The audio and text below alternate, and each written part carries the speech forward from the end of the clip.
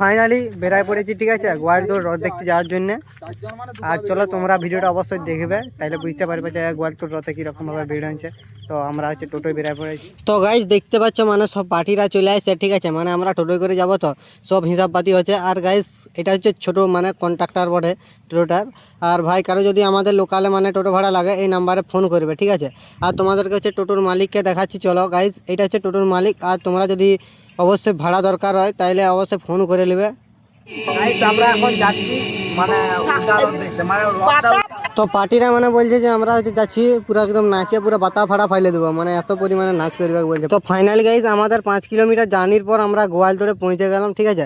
তো কিছু কিছু মানুষজন এখানে রথ পথ দেখে প্রায় তারা বাড়ি চলে যাচ্ছে, কারণ কিছু কিছু মানুষজনের তো দূরে বাড়ি হবে, তো রাত্রে যাওয়া একটু অসুবিধা হয়ে যায়। তো ভাই মানে আগের রথের থেকে পেছলি রথে প্রচুর পরিমাণে লোক হয়েছে। তো চলো তোমরা ভিডিওটা দেখতে থাকো, নাহলে কিন্তু পুরোটা বুঝতে পারবে না যে কতটা পরিমাণে লোক হয়েছিল গোয়ালতোড়ে।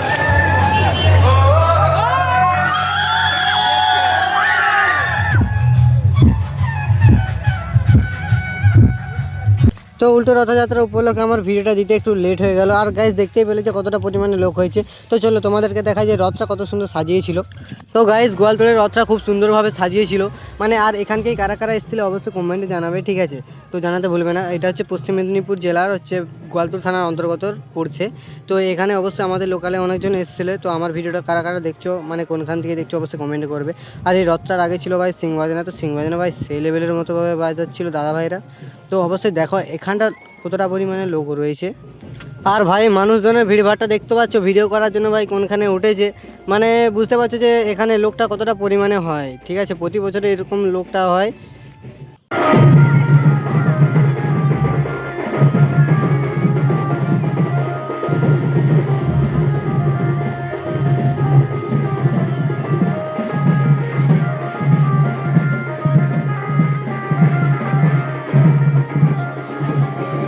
তো তোমরা এখানে এনজয়টা তো দেখলে, তো চলো আমাদের জঙ্গলমহল কিং বক্সের সামনে কীরকম এনজয় হচ্ছে দেখানো যাক।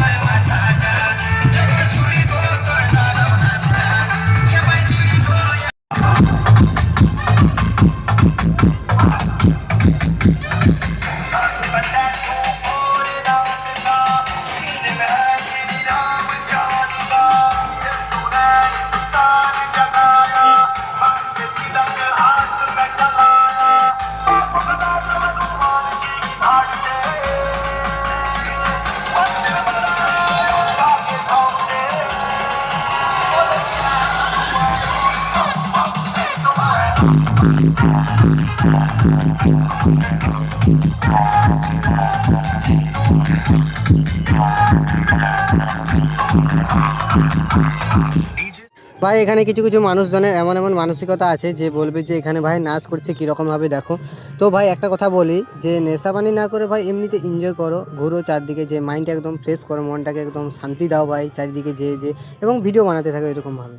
তো ভাই একটা জিনিস অবাকের ব্যাপার যে এতটা রাত্রে পরিমাণে যে এতটা পরিমাণে মানুষজন এখানেও এনজয় করছে। তো গাইজ দেখতে পাচ্ছ এখানে হচ্ছে বক্সের মেশিন রাখা রয়েছে, তো দেখো এতটা পরিমাণে মেশিন। তো চলো তোমাদেরকে আরও দেখায় যে ডান্স কীরকমভাবে এনজয় চলছে।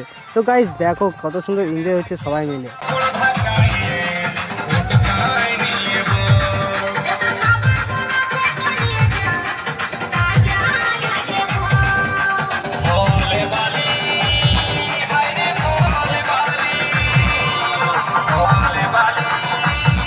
তো গাইজ তোমরা তো দেখলেই যে অনেক পরিমাণে মানুষজন এখানে নাচ করছে। তো চলো গাইজ আমি তো ভিডিও বানাচ্ছি, তো আমার ডান্সটা তোমাদেরকে দেখায় যে আমি কীরকমভাবে এখানে এনজয় করেছিলাম। তো চলো।